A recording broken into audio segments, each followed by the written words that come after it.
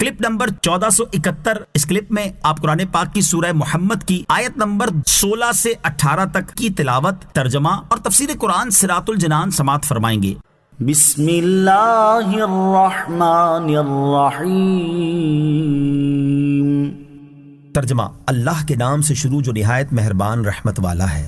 وَمِنْهُمْ مَنْ يَسْتَمِعُ إِلَيْكَ حَتَّى إِذَا خَرَجُوا مِنْ عِنْدِكَ قَالُوا لِلَّذِينَ أُوتُوا الْعِلْمَ مَاذَا قَالَ آنِفًا أُولَئِكَ الَّذِينَ طَبَعَ اللَّهُ عَلَى قُلُوبِهِمْ وَاتَّبَعُوا أَهْوَاءَهُمْ۔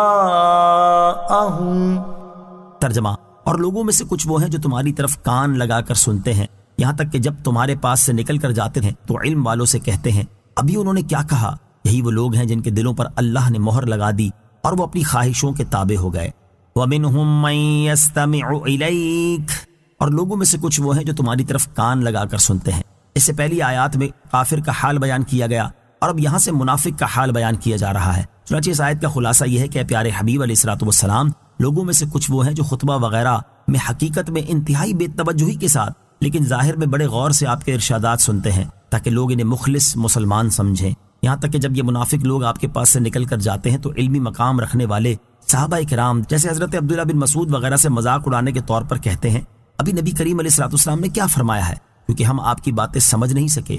ان منافقوں کا طرز عمل بیان کرنے کے بعد ان کے بارے میں اللہ تعالیٰ ارشاد فرماتا ہے کہ یہی وہ لوگ ہیں جنہوں نے حق کی پیروی کرنا ترک کر دی تو ان کے دلوں پر اللہ تعالیٰ نے مہر لگا دی اور ان کے دلوں کو مردہ کر دیا، جس کا نتیجہ یہ ہوا کہ وہ اخلاص کے ساتھ ایمان نہ لائے، تاجدار رسالت صلی اللہ تعالیٰ علیہ وسلم کے ارشادات سن کر ان سے نفع نہ اٹھایا، اپنی باطل خواہشوں کے تابع ہو گئے اور نفاق کو اختیار کیا۔ وَالَّذِينَ اهْتَدَوْا زَادَهُمْ هُدًى وَآتَاهُمْ تَقْوَاهُمْ۔ ترجمہ، اور جنہوں نے ہدایت پائی تو اللہ نے ان کی ہدایت اور زیادہ فرما دی اور انہیں ان کی پرہیزگاری عطا فرمائی۔ وَالَّذِينَ اهْتَدَوْا، اور جنہوں نے ہدایت پائی۔ اس سے پہلی آیت میں اللہ تعالیٰ نے منافق کے بارے میں بیان فرمایا کہ وہ سن کر نفع نہیں اٹھاتا بلکہ وہ نفسانی خواہشات کی پیروی کرتا رہتا ہے، اور اس آیت میں مومن کا حال بیان فرما رہا ہے جس نے سن کر نفع اٹھایا اور ہدایت پائی۔ چنانچہ ارشاد فرمایا وہ ایمان والے جنہوں نے نبی کریم علیہ الصلوۃ والسلام کا کلام غور سے سنا اور اس سے نفع اٹھایا تو اللہ تعالیٰ نے ان کی بصیرت، علم اور سینے کی کشادگی میں مزید اضافہ فرما دیا اور انہیں پرہیزگاری عطا فرمائی۔ پرہیزگاری عطا فرمانے سے مراد پرہیزگاری کی توفیق دینا ہے، یا اس کا معنی یہ ہے کہ انہیں پرہیزگاری کی جزا دی اور اس کا ثواب عطا فرمایا۔ اس سے معلوم ہوا کہ نیکی کا صلہ مزید نیکی کی توفیق اور ہدایت کا صلہ مزید ہدایت ملنا بھی ہوتا ہے۔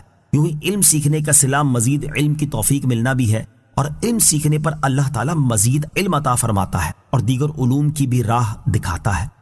فَهَلْ يَنظُرُونَ إِلَّا السَّاعَةَ أَن تَأْتِيَهُم بَغْتَةً فَقَدْ جَاءَ أَشْرَاطُهَا فَأَنَّىٰ لَهُمْ إِذَا جَاءَتْهُمْ ذِكْرَاهُمْ۔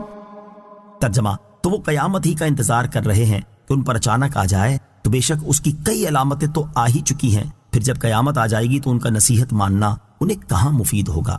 فَهَلْ يَنظُرُونَ إِلَّا السَّاعَةَ، تو وہ قیامت ہی کا انتظار کر رہے ہیں۔ ارشاد فرمایا کہ وہ کفار اور منافقین قیامت ہی کا انتظار کر رہے ہیں کہ ان پر اچانک آ جائے، کیونکہ توحید و رسالت پر دلائل دیے جا چکے، سابقہ امتوں کے احوال ان کے سامنے بیان کر دیے گئے، قیامت قائم ہونے اور اس کے ہولناک امور کے بارے میں خبریں دے دی گئیں۔ اس کے باوجود بھی اگر یہ ایمان نہیں لائے تو اب قیامت کے دن ہی ان کا ایمان لانا متوقع ہے۔ یہ لوگ قیامت سے غافل ہیں، حالانکہ اس کی کئی علامتیں تو آ ہی چکی ہیں، جن میں سے ایک نبی کریم علیہ الصلوۃ والسلام کی تشریف آوری اور دوسری چاند کا 2 ٹکڑے ہونا ہے۔ پھر جب قیامت آ جائے گی تو اس وقت ان کا نصیحت ماننا کہاں مفید ہوگا، کیونکہ اس وقت توبہ اور ایمان قبول ہی نہ کیا جائے۔